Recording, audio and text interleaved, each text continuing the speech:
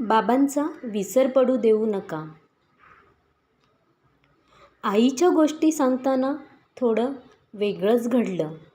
बाबांच्या तुलनेत आईचं पारडं नेहमी थोडं जास्तच भरलं. चूक कुणाचीच नाही, कारण आईचेच अश्रू नेहमी जगाला दिसले. पण त्या अश्रूंचा हिशोब कुठे आहे, जे बाबांनी स्वतःच पुसले. उग्र, कठोर, रागावणारा आणि मारणारा बाबा सगळ्यांनीच पाहिला. पण त्याच्या मनाचा हळवा कोपरा कायम अंधारातच राहिला.